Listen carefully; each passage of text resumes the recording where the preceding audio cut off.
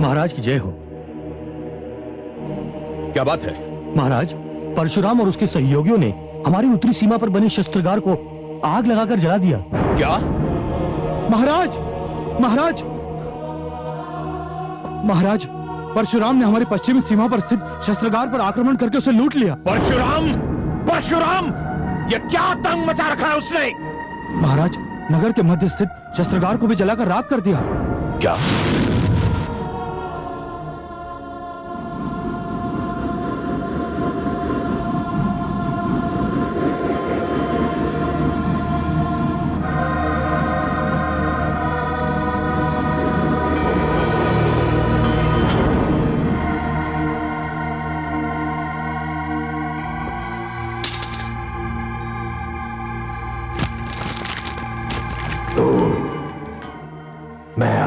तुझे इसी बाण से मार सकता था, किंतु छुप के मारना मेरे धर्म के विरुद्ध है। मैं तुझे केवल ये बताना चाहता हूं कि 21 क्षत्रिय वंशों को साथ कर लेने के उपरांत भी तेरी शक्ति पहले से आधी रह गई है। मैंने तेरे शस्त्रागारों को राख के ढेर में परिवर्तित कर दिया है।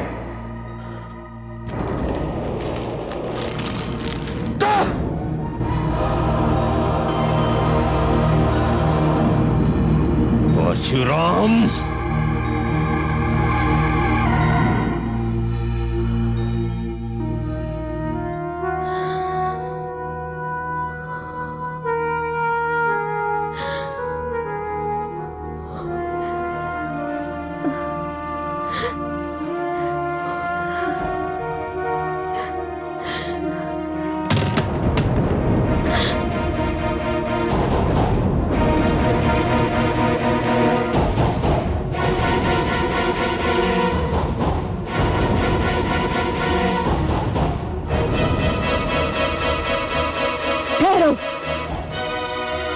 जहां हो वहीं ठहर जाओ। क्यों आए हो यहाँ पर? देवी, हम यहाँ कोई उत्पात नहीं मचाना चाहते। अनामिका को हमें सौंप दीजिए। हम शांतिपूर्वक यहाँ से लौट जाएंगे। अनामिका का नाम अपने अपवित्र अधरों पर लाने का साहस भी कैसे किया तुमने? जानते हो अनामिका कौन है? पुत्रवधू है वो मेरी। एक माता से ये कहते हुए तुम्हें लज्जा ना आई कि अपनी पुत्री को तुम जैसे नीच और व्यभिचारियों को सौंप दे? चले जाओ यहाँ से, चले जाओ। हम आपको विश्वास दिलाते हैं कि हम अनामिका देवी को कोई कष्ट नहीं पहुंचाएंगे। हम तो केवल उनको यहाँ से। बस कहा ना, चले जाओ यहाँ से। आप हमें बल प्रयोग पर विवश कर रही हैं देवी। मेरे मृत शरीर पर पांव रखकर ही तुम मेरी पुत्रवधू को छू सकते हो।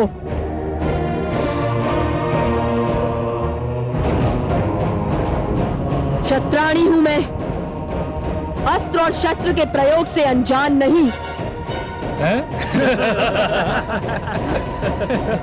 ठहरो, पीछे पीछे ठहरो, पीछे पीछे पीछे।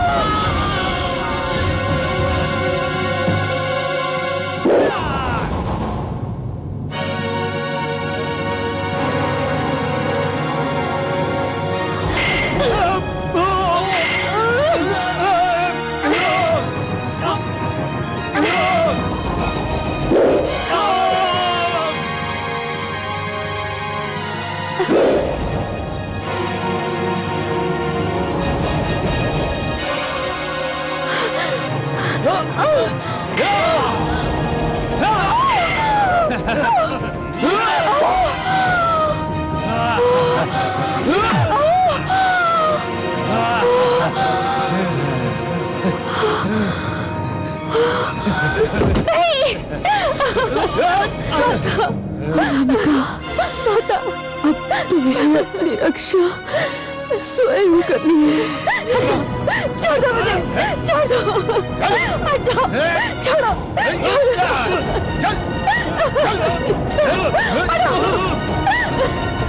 हटो, मेरे पास मत आना, हटो, मेरे पास आने की कोशिश मत करना।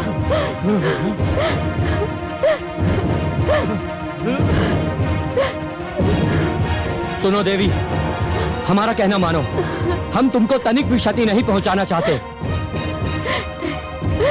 हम केवल इतना चाहते हैं कि तुम हमारे साथ चलो। तुम हमारे साथ होगी तो परशुराम से हमें बातचीत और लेन देन में सुविधा होगी।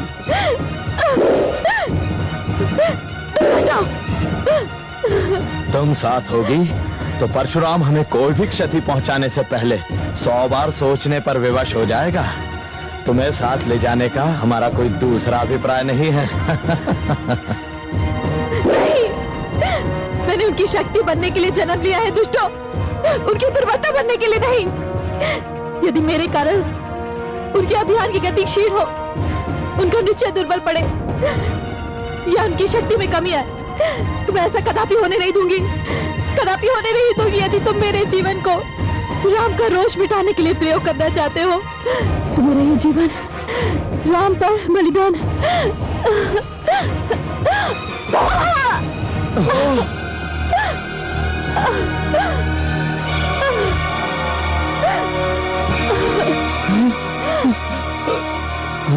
ये क्या? अरे ये तो अनर्थ हो गया, हमारी चाल उल्टी पड़ी। यदि यहाँ परशुराम आ गया तो? अब देख क्या रहे हो, भागो यहाँ से, भागो, चलो चलो।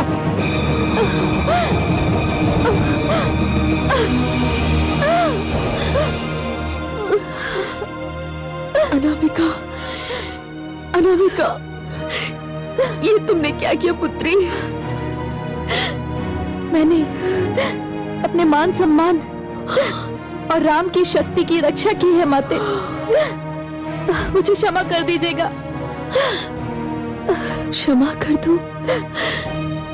तुमने ऐसा क्या किया है पुत्री? मैंने आपसे झूठ कहा था। कैसा झूठ?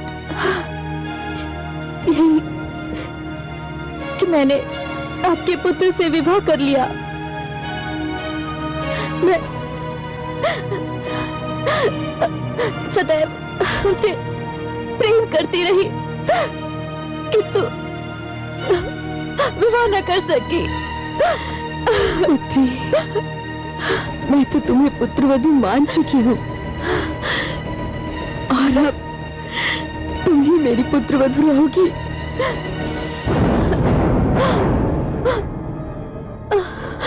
अनामिका, अनामिका, अनामिका, ये माता, माता ये क्या हो गया अनामिका को? माता, दुष्ट सहस्त्रार्जुन के चारों पुत्र अनामिका को बलपूर्वक ले जाने आए थे और इसने अपने आत्मसम्मान की रक्षा इस प्रकार की। ये तुमने क्यों किया अनामिका? अनामिका तुमने ये क्यों किया? तुम आ गए राम, मैं तुम्हें देखे बिना मरना नहीं चाहती थी। अनामिका, मैंने तुमसे कहा था ना, कुछ नेत्र बड़े ही ढीठ होते हैं, प्रतीक्षा ही करते रहते हैं, चाहे पथरा ही क्यों ना जाए। मेरा सौभाग्य है कि तुम मेरे नेत्रों के पथराने से पहले ही आ गए।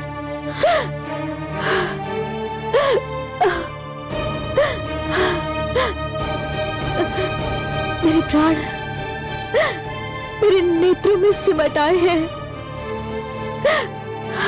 तुम्हें देख लिया, अब मैं शांति से उस जीवन को त्याग सकती हूँ जिसके रहते तुम्हें पाना असंभव था। नहीं अनामिका, अनामिका, मैं तुमसे प्रेम करती हूँ राम, मैं तुमसे करती हूँ राम। अनामिका, अनामिका, अनामिका, अनामिका।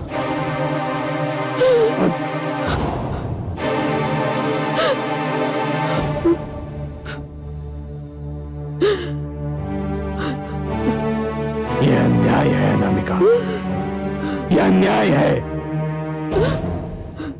तुमने सदैव मुझे प्रेरणा दी, उत्साह दिया, साहस दिया, और जब उस सब के फल का समय आया तो हम सबको छोड़कर चली गई।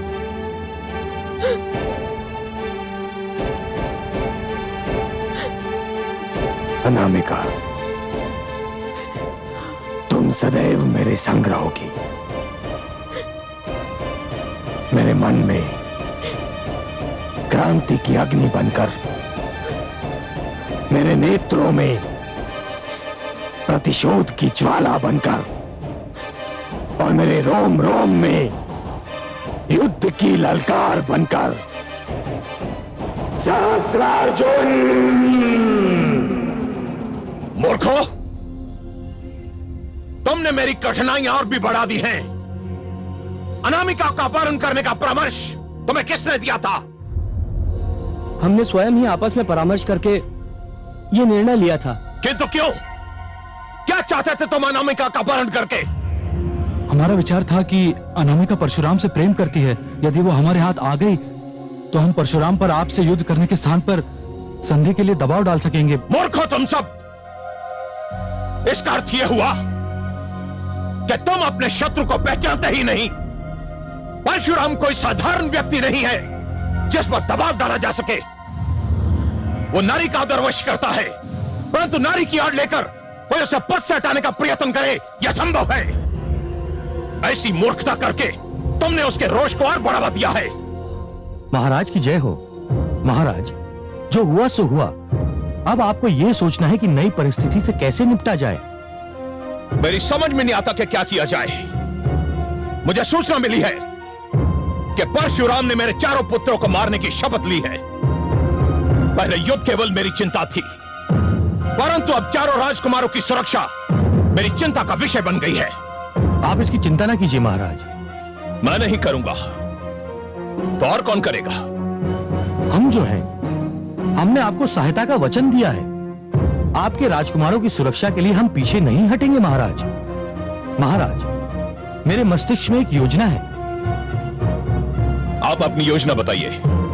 चारों राजकुमारों को महेशमती क्षेत्र से दूर किया जाए और किसी को यह ना बताइए कि राजकुमार कहां गए। एक राजकुमार का उत्तरदायित्व तो मैं लेता हूं महाराज। मैं उन्हें अपने राज्य में सेनानियों के साथ भेजूंगा जहां वो सुरक्षित हो जाएंगे, और शेष 3 राजकुमारों का उत्तरदायित्व हम लेंगे। क्यों मित्रों? हमें स्वीकार है। हमें भी स्वीकार है। धन्यवाद मित्रों, तुमने मेरी चिंता का बोझ हल्का कर दिया है। मैं तुम सबका आभारी हूं।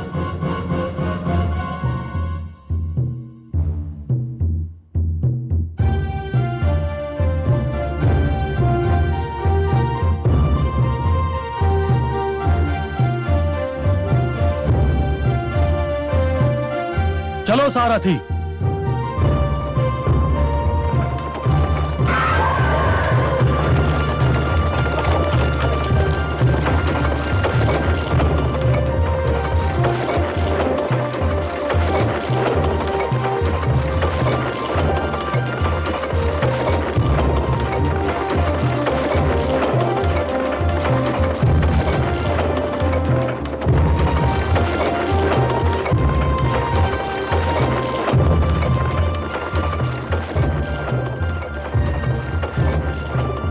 अब चिंता की कोई बात नहीं। हमारे नरेश के क्षेत्र में पहुंचते ही आपके सिर से हर संकट टल जाएगा। किंतु आपके नरेश का क्षेत्र यहां से दूर है। तो क्या हुआ? यदि मार्ग में ही कुछ हो गया? अरे नहीं, ऐसा भी क्या। यदि ऐसा कुछ हुआ तो मैं हूं ना आपके साथ। आपकी रक्षा के लिए मैं अपने प्राण न्यौछावर कर दूंगा, और हमारे महाराज की सेना में मेरे जैसा दूसरा सेनानी मिलना दुर्लभ है। मेरे इस खड़क को शत्रु का रक्त पीने का काफी अभ्यास है। वैसे मैं 10-12 को तो अकेला संभाल सकता हूं।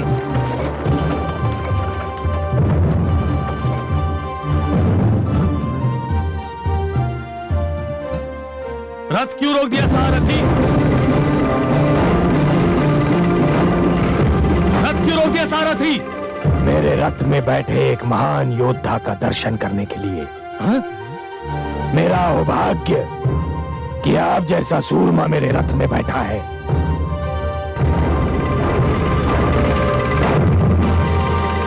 परशुराम,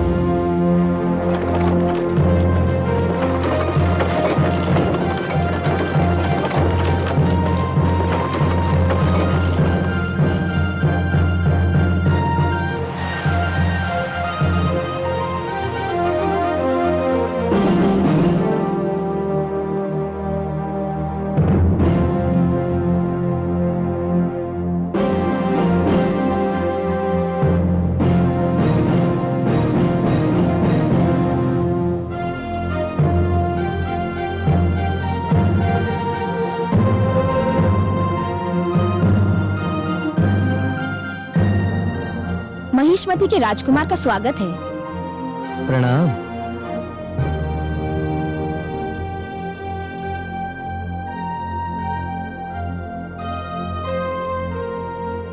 मैं राजकुमारी वंदना हूँ।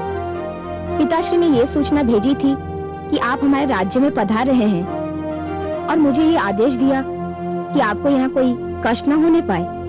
मैं आपके पिताश्री का आभारी हूँ और आपका भी। यहाँ आपके प्राणों को किसी संकट का भय नहीं है। वो तो मैं आपको देखते ही समझ गया था कि हाँ, मेरे चंचल मन को संकट अवश्य हो सकता है, मेरे प्राणों को नहीं। आप अपने कक्ष में विश्राम करें, मैं आपके भोजन इत्यादि का प्रबंध करती हूँ।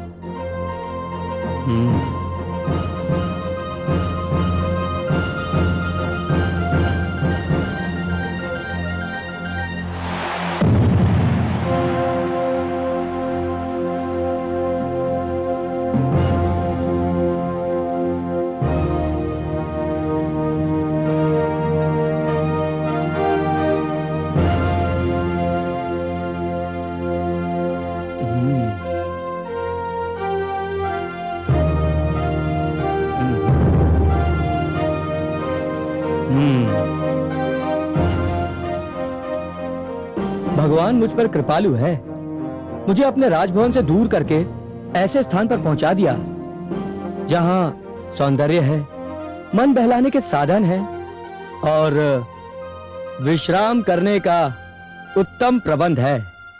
कम से कम यहाँ परशुराम से संकट तो नहीं। परंतु मृत्यु का है। कौन है? कौन बोला? कौन है?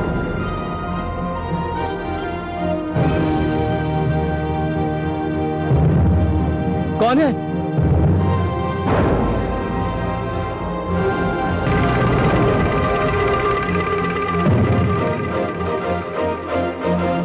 कौन है वहां पर? सामने आओ।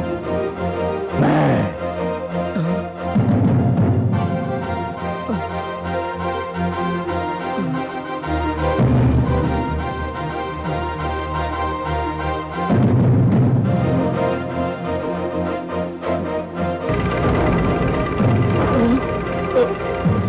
तेरी भांति कायर नहीं हूं जो एक निहत्थे पर आक्रमण करे। मैं तुझे आत्मरक्षा का पूरा अवसर दूंगा।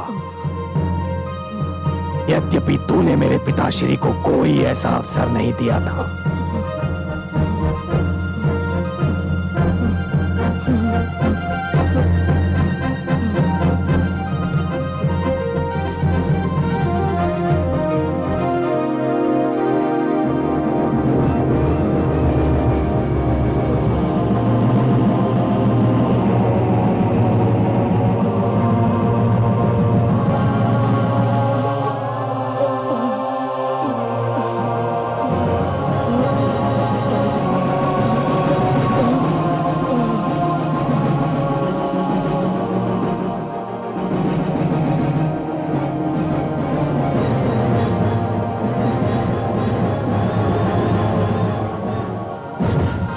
तलवार नहीं।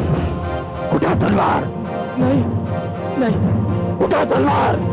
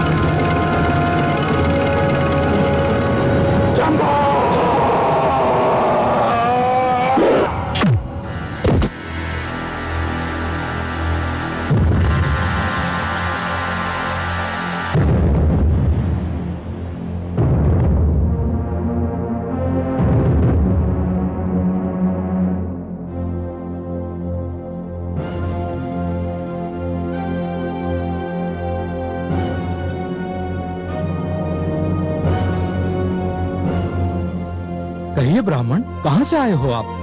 मैं आपको पहली बार यहाँ देख रहा हूँ। कौन हो आप? हाँ श्रीमान, मैं यहाँ पहली बार आया हूँ। हम महिष्मती नरेश सहस्रार्जुन की पाकशाला के प्रधान हैं।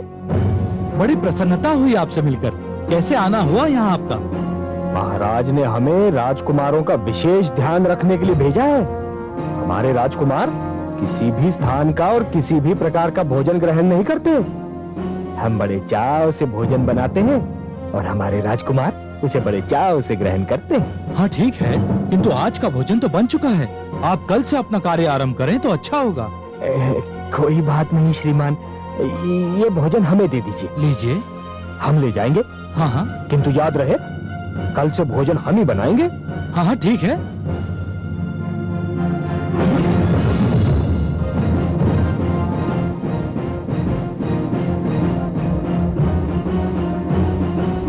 द्वारपाल, हटिए हटिए। कहाँ जा रहे हो आप? अरे राजकुमारों को भोजन कराने। तनिक पकड़िए। हाँ। पकड़िए, ठीक से पकड़िए, ठीक से पकड़िए।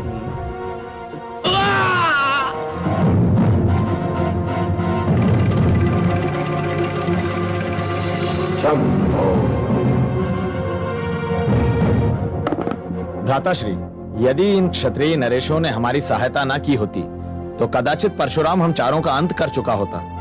लगता है कि अनामिका के अपहरण का निर्णय करके हम चारों ने कोई बहुत बड़ी भूल की थी। नहीं अनुज, भूल हमारे निर्णय में नहीं, हमारे अनुमान में थी। अर्थात?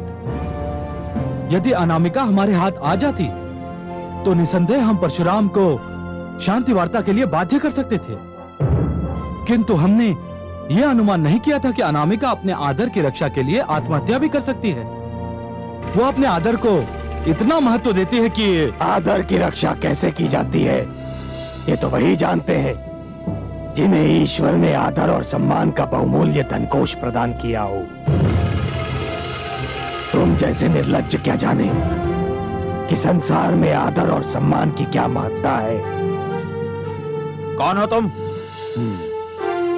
आश्चर्य है कि अपनी मृत्यु को इतना निकट देखकर भी उसे पहचान नहीं पा रहे हो। परशुराम,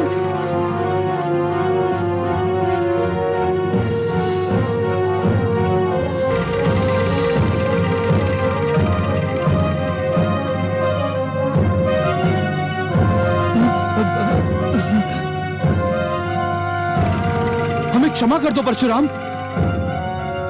हमें क्षमा कर दो परशुराम। हमें क्षमा कर दो। मुझसे भूल हो गई परशुराम, मुझसे भूल हो गई। भूल और क्षमा दो ऐसे शब्द हैं मूर्खों जो अपराध के घट जाने के उपरांत अपना अर्थ खो देते हैं। तुम लोगों ने एक निष्पाप, भोली भाली और कोमल कन्या अनामिका का वध कर दिया। एक ऐसी कन्या का वध कर दिया जिसने जीवन में पाप करना तो दूर, पाप के विषय में सोचा भी नहीं था। एक ऐसी कन्या जिसने जीवन को अभी निकट से देखा भी नहीं था, जाना भी नहीं था। हम तो केवल अपने पिताश्री की रक्षा करने का प्रयास कर रहे थे परशुराम। उसकी रक्षा का प्रयास जो मानव होते हुए भी दैत्य से कम नहीं। जिस जिसने क्षत्रिय धर्म को एक क्रूर अर्थ देने का दुष्कर्म किया?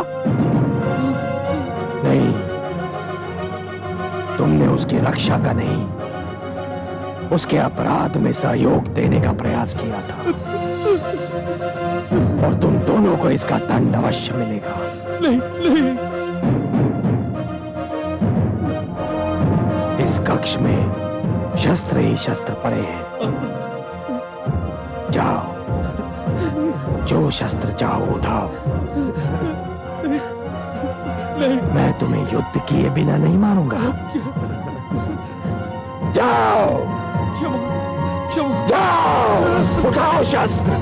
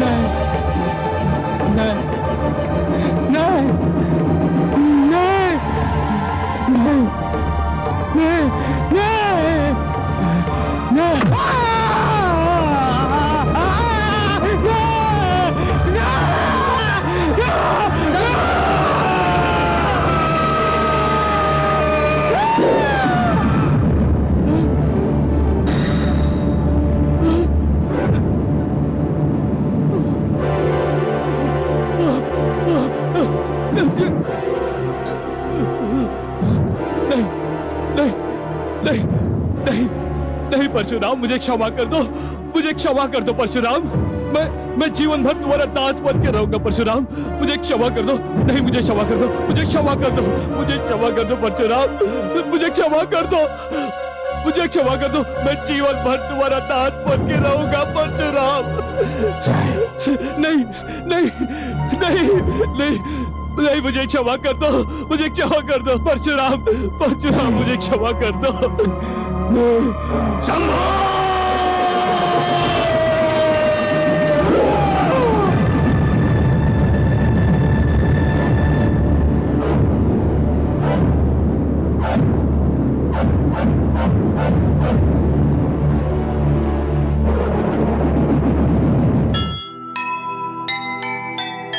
लाख छुपाओ ना छुपे पाप ताप और रोग, मिलता है उसको वही जिसका जो संजोग।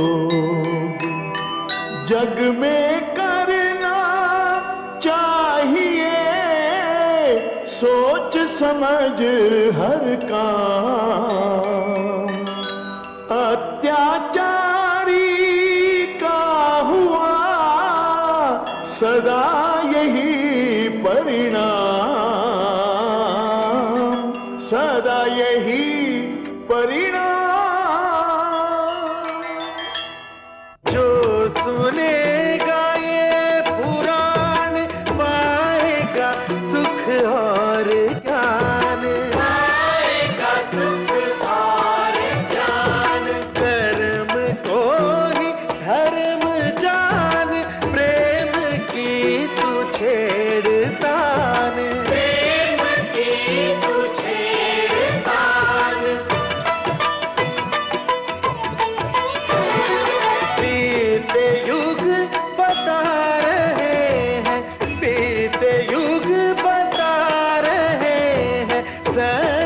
पथ पे चल सुजान विष्णु पुराण।